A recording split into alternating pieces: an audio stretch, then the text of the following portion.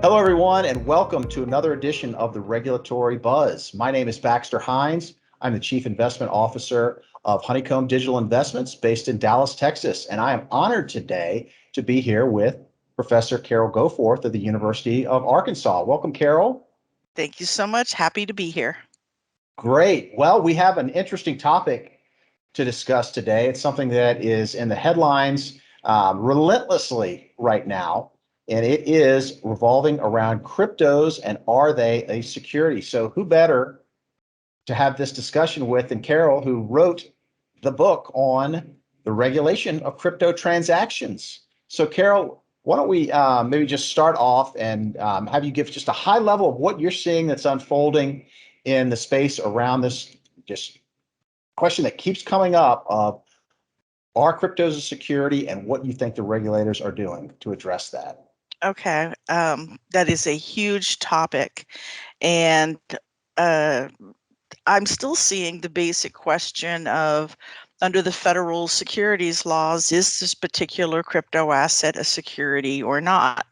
Part of that continues from the fallout of the SEC versus Ripple, where the XRP token is the subject of intense litigation about what the Howey investment contract test means in the context of this new asset. More recently in the headlines, we've seen Coinbase come out and say that its lend product shouldn't be a security, and the SEC coming back and saying we think it is, and Coinbase yesterday announcing that it was going to pull that product and not go forward. If we start at the federal level, the definitions of what is a security can be found in both the 1933 Securities Act and the Securities and Exchange Act of 1934. They aren't verbatim, but the Supreme Court says we're going to interpret them like they are. And if you go through the definition there, it is long, it is involved, and it includes some things that we kind of all know what it means: stock, a bond, a debenture. Those are securities. They are enumerated items. Options, puts, calls, straddles. Those are securities if the underlying interest is also a security. Investment contract is in there as well, and that's what the Howey investment contract test applies to. The other thing to note about that definition is that it starts with the words, unless the context otherwise requires. And it has in that laundry list of things that are securities, notes. A note is a debt instrument, and kind of we all know a note is when you promise to pay someone else. If we took that literally, every time you write a check, or every time you sign a credit card receipt, or a debit card receipt, you are promising to pay. Oh my God, have I just issued a security? Well, no, because the context otherwise requires. How do we know that the context otherwise requires? Well, I'm sure the confusion of many people, Howey is not going to be the analysis that applies. The U.S. Supreme Court, in a more recent case from the 1990, Reeves, SEC versus, no, it wasn't SEC, it was Reeves versus Ernst & Young. And it involved when is a note a security, and the Supreme Court said they're going to use something called the family resemblance test. Does the note bear a family resemblance to something that we just kind of know in our hearts should not be a security? Does it look like, short-term commercial paper? Does it look like an ordinary consumer loan or a car loan? Does it look like something for current business operations that's low risk? And we know those shouldn't be securities. And then on top of that level analysis, that's all federal. Keep in mind that we have a level of regulation at the states as well, and states have their own definitions of securities. Some states for crypto are so nice and easy. Wyoming specifically carves out crypto, so we kind of know we don't have to worry about it there, but most states don't do that. And so we're left with, what does the state think investment contract means? And they don't all use Howie. Some of them, like Arkansas, which is where I teach, uses something known as the risk capital test, which is a different way of analyzing what is a security. So from the very get-go, you start with this incredibly rich and difficult and layered and confusing analysis. So the answer to the question of what is a security and is crypto a security is not for the faint of heart. Well, I'll tell you, Carol, I don't envy Chairman Gensler in his position. It sounds like he's got a huge task ahead of him. And I personally know I wouldn't be comfortable having to come out and define and try to make all of the definitions and the ways that we look at securities or how we define them fit into all of these old laws. And so the question I would have for you is, if we're using acts from 1933 and 1934 and 1940, are we going to be able to come up with a comprehensive definition or a way to judge these kinds of new innovative assets that are using well into the 21st century technology? Or is it going to take an act of Congress or some sort of new set of legislation to do this? I mean, how do you think this gets resolved? When Congress was enacting the securities laws for the first time, they were obviously aware that things were going to change. There were going to be new kinds of businesses. We've seen this before. There was nothing like an LLC, a limited liability company, when the 1933 Act and the 1934 Act were passed. And there was nothing like a limited liability partnership. So when you have these new forms of business enterprising arising, our ownership interest in those, because they're not stock, they're not bonds, they're not debentures, they're not anything that we've labeled, are those things securities? And what the courts did, for the most part, is they analyzed those new ownership interests in these new businesses under the investment contract test. And that was in the definition specifically to cover these kinds of new developments. And so I don't disagree with the approach that has been taken, which is to say we use this test, except that it is proven to be so problematic in the context of crypto because crypto moves so quickly. Where I really see a gap, and I think Chairman Gensler sees it too, is in the regulation of exchanges. Because the way our 34 Act functions is to say that if you have an exchange for securities, it has to be registered. How do you know if you have an exchange? What's the underlying interest?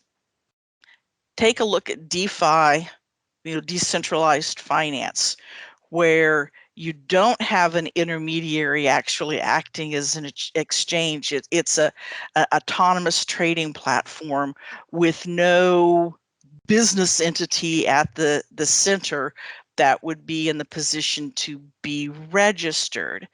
So is that DeFi platform an exchange that needs to be registered? And how does it who registers? And so when Chairman Gensler testifies and says that we need additional clarity, we need additional regulation, I don't think he's saying that he believes Howie can't work.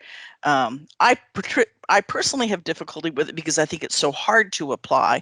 I think he's more comfortable with it. He sees a big gap in the regulation of exchanges, which is particularly problematic where you have no intermediary, the decentralized applications. And those, I think, are going to become increasingly important. They are becoming increasingly important. Makes a lot of sense. Well, if I look at the spectrum of, just call it crypto, there's some that are, to me, could easily be considered securities. And then there's some that are much harder to say. I put over on this side that the harder to say they're securities are these stable coins. But it seems like they're coming under fire. And I know there's an argument to be made that they're securities. And I agree that there's going to need to be some kind of regulation because now they're just the sheer size of the stable coin market at over $100 billion. If something happens there, that is actually now a threat to probably the entire economy.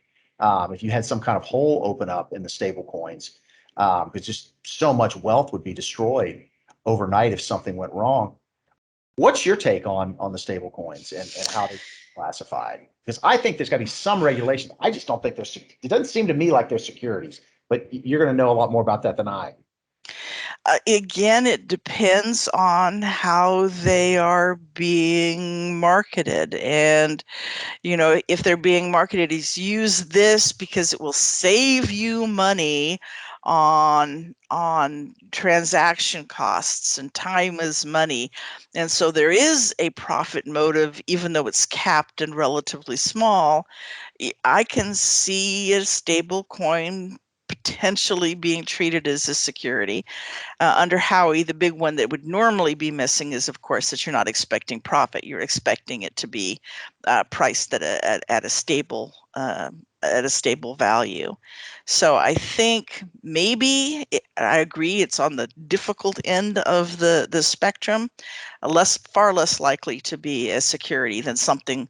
Certainly on the easy end are the things that are marketed as speculative investments to fund the underlying platform, or are tokenized versions of things that we all knew were securities, a tokenized stock for example. But I wouldn't want to give a blanket answer. Oh, yes, it's always going to be a security, or no, stablecoins can never ever be a security. It does seem like they're going to have to get regulated one way or another, because if these entities are not using the investors' money in the way that investors expect, or in a way that isn't looking out for their best interest, or can't be liquidated in the timeframes that they're promising, all those kinds of things, it does again create those systematic risks. And that is what, why we have banking regulators and people watching over these kinds of entities to make sure that there's not a duration mismatch in the assets and the liabilities of these entities. And I can tell you, a lot of these lending platforms seem to have that at this point in time. And so I felt like sometimes that they're just trying to label this a security so they can regulate it quicker because they know they need to.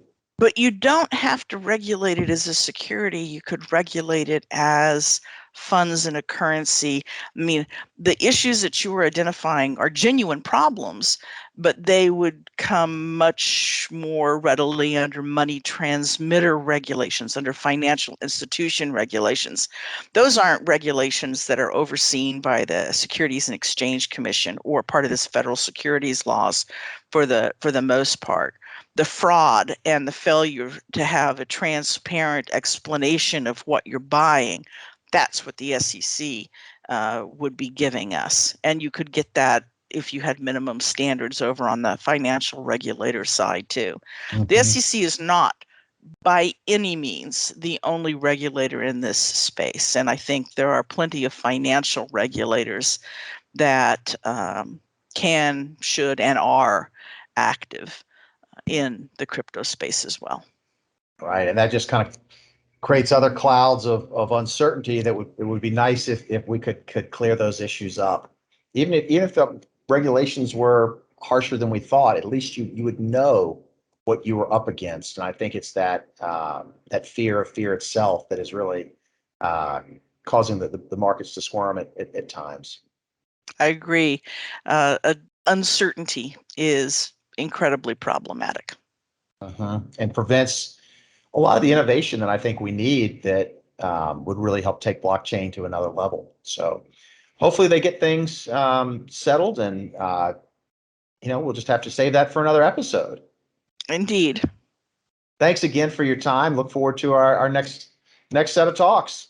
All right. See you soon. See you soon. Thanks, Carol.